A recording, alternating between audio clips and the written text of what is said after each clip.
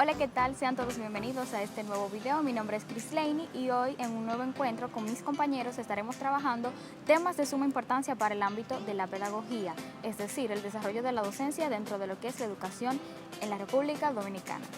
Dentro de esto tenemos temas de suma importancia tales como lo que es la pedagogía activa y la pedagogía transmisitiva. ¿Acaso no es importante tener un modelo pedagógico que fomente la actividad y la dirección en ambas partes, tanto por parte del docente como por parte del alumno, para un buen desarrollo de un aprendizaje significativo? Pues temas como este son los que estaremos trabajando, al igual que la tecnología a favor de la educación, tipos de evaluación y los recursos didácticos para un buen desarrollo de las matemáticas. Acompáñanos a conocerlos.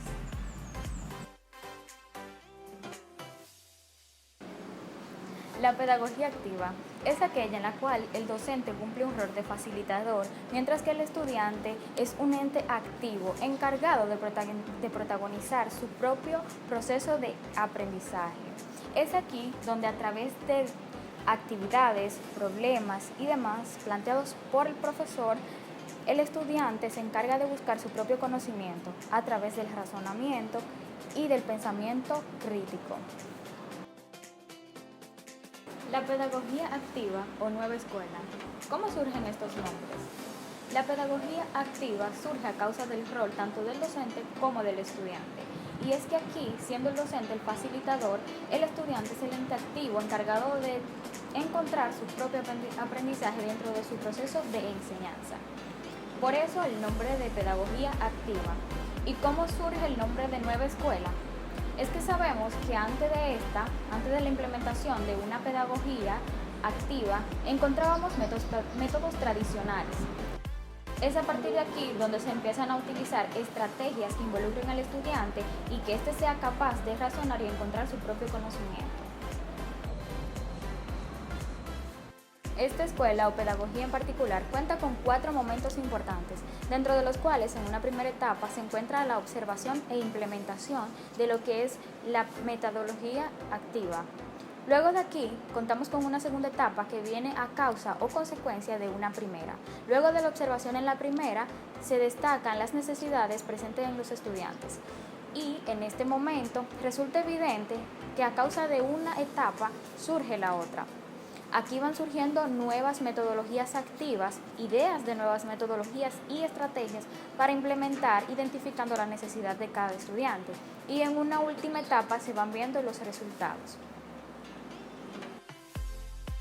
Este modelo pedagógico se fue viendo implementando en todos lugares del mundo, desde Italia, Francia y muchos otros países, contando con grandes exponentes, como es el caso de De Crolles, quien recurría a la metodología que cuenta con 3 etapas.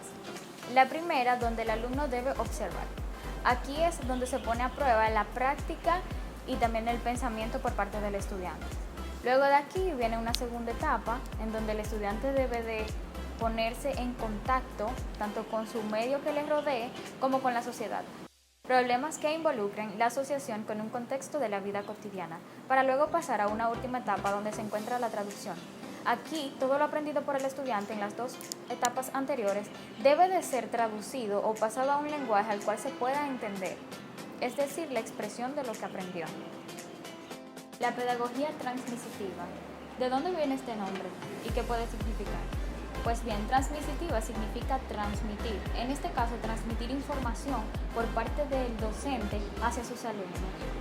Este último es visto como un libro abierto pero en blanco, que debe de ser completado con información expuesta únicamente por el docente. Se caracteriza por ser unidimensional y no se encuentra presente lo que es la democracia ni la libertad de aprendizaje. El estudiante es visto como un recipiente que se debe de llenar. Todos los conocimientos deben de ser absorbidos tal como una esponja, para al final ser evaluados a través de una determinada prueba. Este tipo de escuela fue fundada en el siglo XVII por Retichus y Comenos, quienes sostenían y se oponían a que los estudiantes aprendieran el latín antes que su lengua materna. Es así como este tipo de pedagogía resulta excluyente desde su definición en sí. ¿Y por qué excluyente?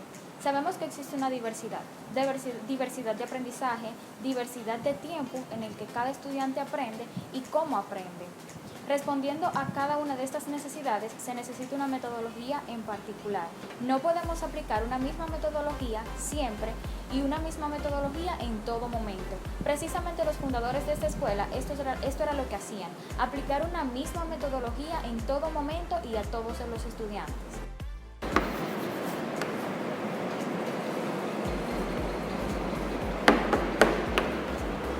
La enseñanza de las matemáticas siempre ha sido considerado como uno de los procesos más retadores, tanto para el docente como para el alumnado.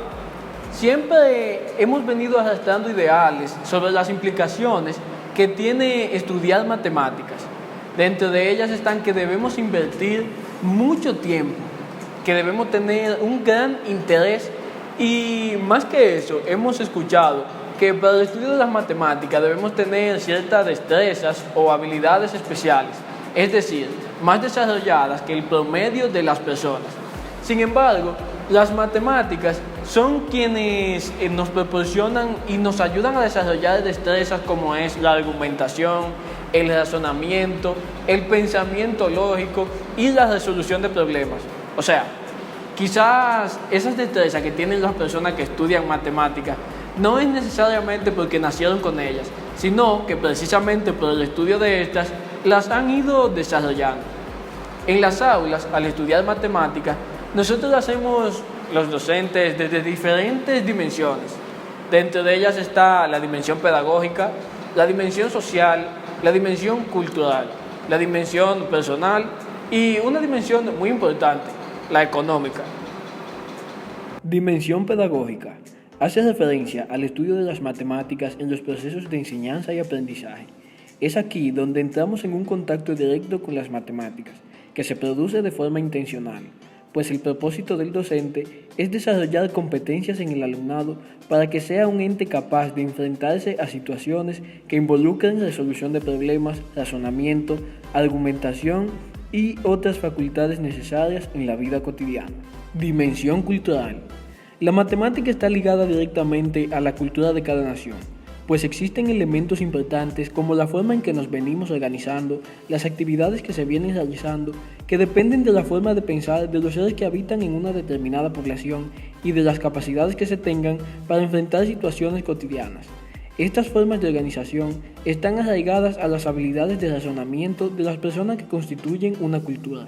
Por otra parte, el desarrollo o progreso de una cultura puede estar determinado por la incidencia de las matemáticas, pues somos testigos de los avances que han ocurrido que son producto de la implicación de la misma.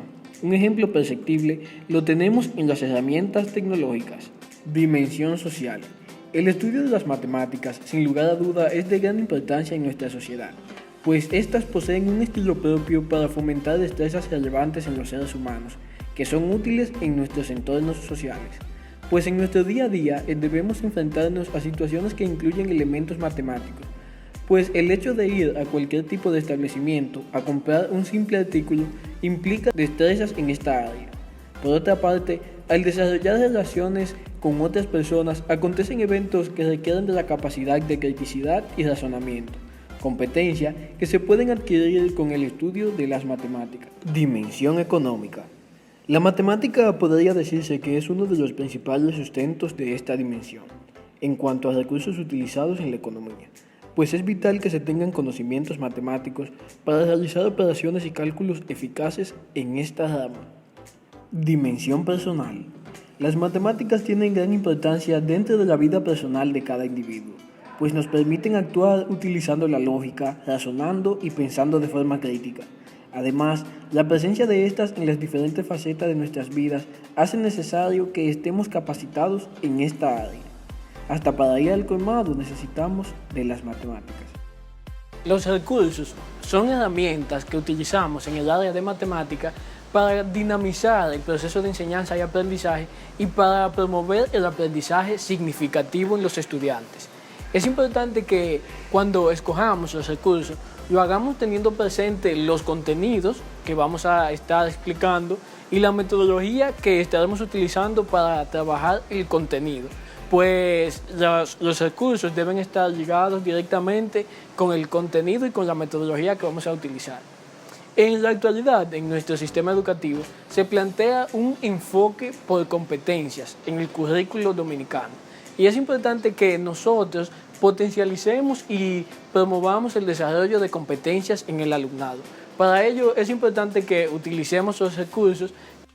Con ellos podemos atender a la diversidad que tenemos en las aulas y así poder conseguir las competencias que se proponen en el currículo dominicano. Los recursos deben ser escogidos de forma atinada, es decir, el docente debe evaluar el contexto en el que trabajará con los estudiantes para que estos sean funcionales y sean factibles al momento de utilizarlos. Pues en un hipotético caso en el que yo trabaje en un centro donde haya dificultades con el servicio de electricidad, yo no puedo escoger un recurso que tenga que ver con la tecnología o que en él incida lo que es la electricidad. Pues puede darse el caso de que en el momento que yo vaya a utilizar el recurso, la energía eléctrica falle y entonces en ese momento se desplomaría mi clase. Definitivamente nosotros contamos con una gran diversidad de recursos. Están los convencionales, que son los que hemos utilizado tradicionalmente, como reglas, calculadoras y todo eso que venimos viendo frecuentemente. También están lo que podemos crear utilizando materiales reciclables. Es muy importante que nosotros como docentes motivemos a los estudiantes a que utilicen esos recursos del medio para hacer recursos creativos y que sean facilitadores del aprendizaje.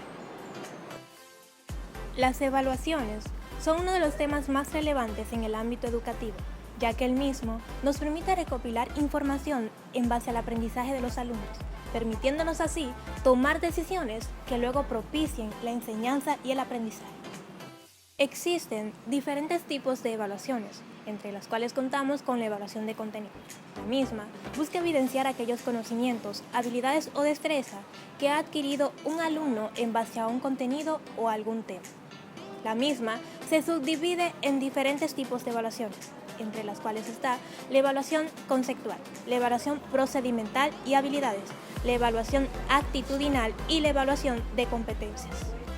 La evaluación conceptual permite identificar aquellos conocimientos, definiciones o conceptos que ha adquirido el alumno mediante una unidad o tema dado.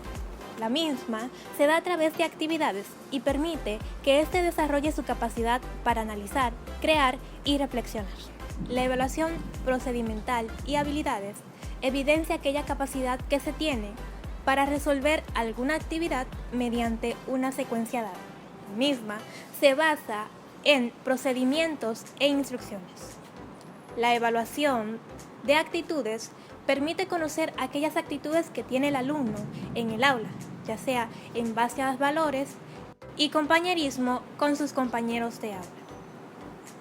La evaluación de competencia es aquella que se da para conocer la capacidad que tiene el estudiante para llevar a cabo una determinada tarea, es decir, poner en marcha sus conocimientos a través de habilidades y destrezas. Existen otros tipos de evaluaciones que se dan en base a un modelo, entre las cuales se encuentran la evaluación diagnóstica, formativa y sumativa. Las evaluaciones diagnósticas se caracterizan principalmente por aplicarse al inicio de un ciclo escolar, con el fin de determinar los saberes previos de los alumnos antes de comenzar a trabajar en los contenidos. Esta permite al maestro recopilar información útil para determinar el nivel de capacidad en cada uno de los estudiantes y en base a esto modificar sus lecciones y objetivos al grado de conocimiento. Las evaluaciones formativas son de carácter sistemático. Se aplican durante todo el proceso de enseñanza-aprendizaje con el fin de determinar los logros o dificultades que poseen los alumnos en base a un tema. Este tipo de evaluación se ve reflejada a la hora de plantear actividades, permitiéndonos una retroalimentación de los saberes o dominio que tiene el alumno. De igual forma, nos ayuda como docentes a replantear nuestras metas y estrategias, adecuándolas a las necesidades identificadas, propiciando así el aprendizaje. Por último, las evaluaciones sumativas son consideradas como las más importantes. Permiten obtener información sobre el nivel de adquisición que tienen los alumnos en cuanto a los contenidos, permitiéndonos tomar decisiones tales como cambiar estrategia o si es necesario reforzar los contenidos. Ciertas evaluaciones son aplicadas al final de cada unidad o al final del ciclo, ya sea como exámenes finales, parciales, proyectos, entre otros.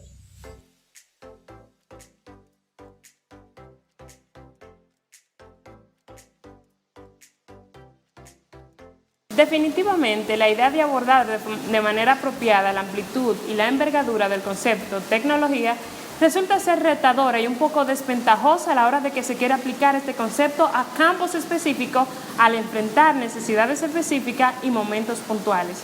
De allí que hoy por hoy se ha clasificado la tecnología en diferentes dimensiones para atender a dichas necesidades tan puntuales desde diferente uso de la tecnología. Se destacan 3 dimensiones, las cuales son: número 1, la tecnología de la información y de la comunicación TIC. Número 2, la tecnología del aprendizaje y del conocimiento TAC. Y número 3, la tecnología del empoderamiento y la participación TEP. Dichas tecnologías poseen algo en común, y es el uso de la tecnología para responder, en el caso de la primera, la necesidad de comunicación e información que existe. En el caso de la número 2, la necesidad de aprendizaje y del desarrollo de conocimiento. Y en el caso de la número 3, la necesidad de jóvenes activos y empoderados en los centros educativos.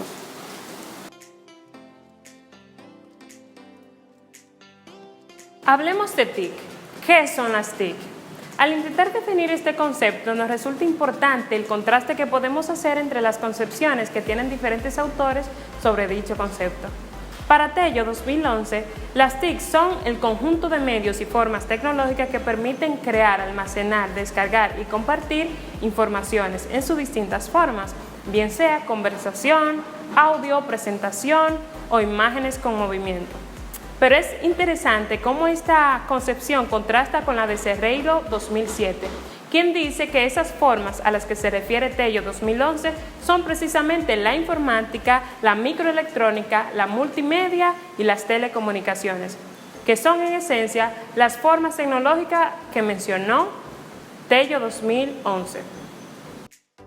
El impacto que tienen las TIC en educación es innegable. De hecho, de los 3 conceptos, el más mencionado en el contexto educativo es el de TIC. Precisamente porque TIC es el concepto más amplio de todo y por el impacto que ha tenido durante el proceso de enseñanza.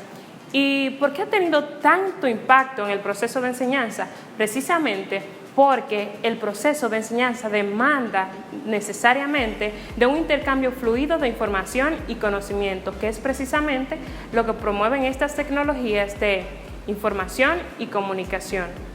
¿Cuál es su importancia? Su importancia radica en que estas tecnologías promueven un clima dentro del aula de dinamismo, innovación y participación. Algunos recursos y herramientas TIC comúnmente utilizadas en las aulas y fuera de ellas son Powtoon, Word, Prezi, PowerPoint, entre otras. Ahora veamos un ejemplo de cómo las TIC podrían ser empleadas en las matemáticas. Consideremos el caso del maestro Hamlet Humberto Castillo. Hamlet Humberto Castillo es un profesor de Geometría 3.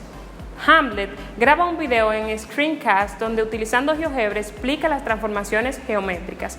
Antes de Hamlet ir a GeoGebra y grabar su video en Screencast, él explica el proceso analítico haciendo uso de OneNote y posteriormente comparte dicha información a través de la plataforma Moodle. A pesar de que las TIC y las TEP han tenido un gran impacto dentro del proceso educativo, es importante destacar que no fueron originalmente diseñadas para esos fines. Incluso la pueden utilizar empresarios, economistas, entre otros profesionales, a diferencia de las TAC, porque las TAC son ese conjunto de herramientas, medios y metodologías tecnológicas que fueron pensadas y estructuradas en el proceso de enseñanza y con el objetivo principal de promover aprendizajes. Y allí es donde ustedes se preguntan, entonces, ¿podría darse el caso de que alguna herramienta TIC sea también una herramienta TAC? Por supuesto que sí. De hecho, todas aquellas herramientas como GeoGebra, que permite también difundir información, ya que usted puede compartir su gráfico a otras personas, también tienen una aplicación pedagógica y educativa. Estas herramientas que cumplen con ambos roles, tanto de transmitir, compartir información y también de educar y promover aprendizaje, pertenecen a ambas dimensiones. Un ejemplo de cómo podríamos utilizar las TAC en matemática es el siguiente. El maestro José Atilo Guerrero, profesor de análisis matemático, él utiliza una herramienta llamada Whiteboard que le permite graficar utilizando reglas y transportadores, a la misma vez que él explica utilizando la herramienta de Google Meet. Al finalizar dicho encuentro, él puede descargar los trazos que ha realizado y posteriormente compartirlo a sus estudiantes. Allí podrá tener un repertorio de todo cuanto ha escrito en Whiteboard, tanto gráficas como proceso analítico. Ahora hablemos sobre las tecnologías del empoderamiento y de la participación. Esto se refiere a todos aquellos medios, herramientas y recursos tecnológicos que pueden ser utilizados para promover un clima donde los estudiantes no presenten trabas ni problemas a la hora de participar y tomar retos, tomar iniciativa en proyectos y terminarlo. A esto se refiere las TEC. Ahora, un ejemplo de las TEC en matemática es el siguiente. La maestra Natalia María Álvarez imparte el área de matemáticas al 5º grado de nivel secundario. Luego de impartir el tema de operaciones de fracciones, la docente ha planificado un espacio interactivo y participativo en su clase, haciendo uso de la herramienta Quizzes, donde ha creado una prueba corta grupal de 15 preguntas sobre fracciones. Durante dicha actividad, los estudiantes se muestran animados, pues afianzar sus conocimientos y aprendizajes de una forma tan divertida les causa mucho deslumbramiento. En ocasiones, los alumnos no están de acuerdo en algunas respuestas y discuten rápidamente de forma respetuosa y apropiada sus distintos puntos de vista, defendiendo y avalando con argumentos teóricos sus distintos puntos de vista, permitiéndole así a la maestra analizar sus niveles de criticidad y el manejo del contenido que cada uno posee.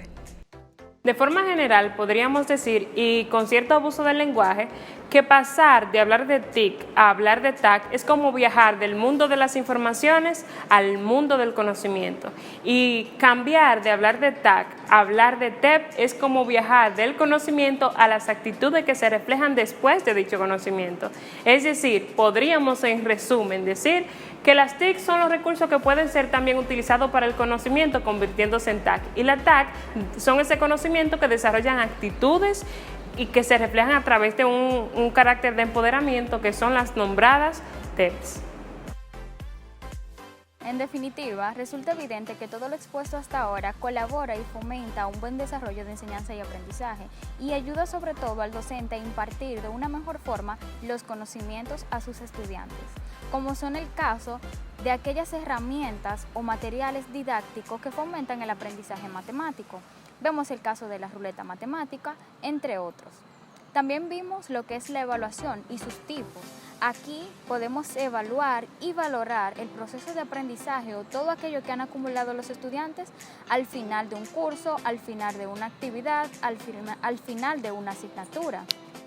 Además, el papel que ha jugado la tecnología es crucial en el desarrollo de los estudiantes en pleno siglo XXI, y es que hasta ahora los jóvenes son los nativos digitales. Muchísimas gracias por habernos acompañado hasta este momento, esperamos haya sido de provecho y que puedan implementarlo en situaciones futuras.